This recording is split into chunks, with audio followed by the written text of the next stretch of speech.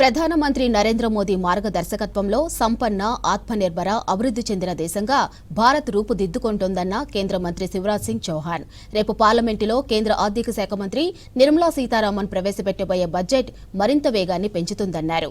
VB Ramji చట్టంపై కాంగ్రెస్ విమర్శించడం తప్ప మరో పని ఆ పార్టీకి లేదన్నారు. ఉపాధి హామీ కొత్త చట్టం ద్వారా ప్రతి పైసా గ్రామాల అభివృద్ధి కోసమే ఉపయోగపడుతుందని చెప్పారు. पहले भी आए थे, अब भी आएंगे, बाद में भी आएंगे, क्योंकि छत्तीसगढ़ प्राणों से प्यारा है।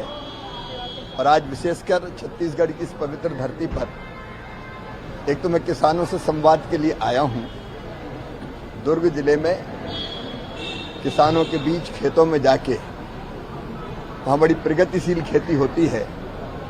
प्रगतिशील किसान संघ कई दिनों से मुझे आग्रह कर रहा था कि मैं आके उसको देखूं, तो उनके प्रयोगों को मैं देखूंगा, उनके साथ चर्चा भी करूंगा, किसानों से संवाद करूंगा और बाद में किसान मेले में भी भाग लेके, क्योंकि किसान मेला एक सरकार और किसानों के बीच संवाद का सेतु है, तो उसमें भी चर्चा करूंगा।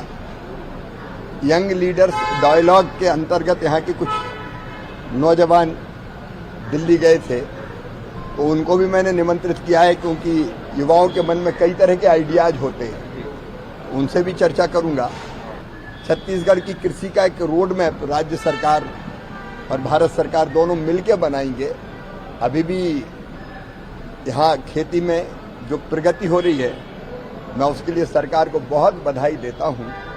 ग्रामीण विकास के क्षेत्र में अद्भुत काम छत्तीसगढ़ में हुआ है।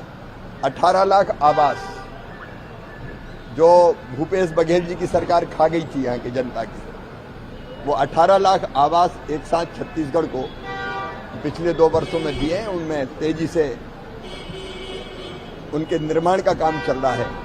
छत्तीसगढ़ की ग्रामीण सड़कें हो या छत्तीसगढ़ में ठीक से विकसित भारत जी राम जी योजना को लागू करके गांव को पूर्ण विकसित गांव, गरीबी मुक्त गांव, रोजगार युक्त गांव, स्वावलंबी गांव बनाना हो, इस पर भी हम लोग चर्चा करेंगे। आज का पूरा दिन समर्पित है छत्तीसगढ़ की जनता के लिए, यहाँ की खेती के लिए, यहाँ ग्रामीण विकास के लिए। प्रधानमंत्री श्रीमान नरेंद्र मोदी जी के नेतृत्व में एक वैभवशाली, गौरवशाली, संपन्न, समृद्ध, शक्तिशाली, विकसित और आत्मनिर्भर भारत का निर्माण हो रहा है। ये बजट उसको और गति देगा। देखिए, कांग्रेस का काम तो केवल विरोध करना है। अब विकसित भारत जी राम जी, ये गरीब और मजदूरों के लिए वरदान है, किसानों के लिए भी वरदान है। 100 दिन से बढ़ा के 125 दिन हमने रोजगार कर दिया, लेकिन कांग्रेस के लोग विरोध कर रहे हैं। तो विकसित भारत का जो प्रधानमंत्री जी का संकल्प है, उसके लिए विकसित गांव जी राम जी योजना के अंतर्गत बनेंगे और गांव का प्लान बनाएगी ग्राम पंचायत। तो पैसे का हम ढंग से उपयोग करेंगे कि कौन कौन सी चीजें बनाना है।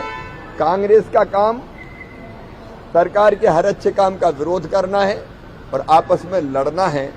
पहले काका बाबा लड़ते थे, अब अध्यक्ष और पूर्व मुख्यमंत्री लड़ रहे हैं। कार्यकर्ता पिस रहा है बेचारा, उस पर क्या मैं टिप्पणी करूं।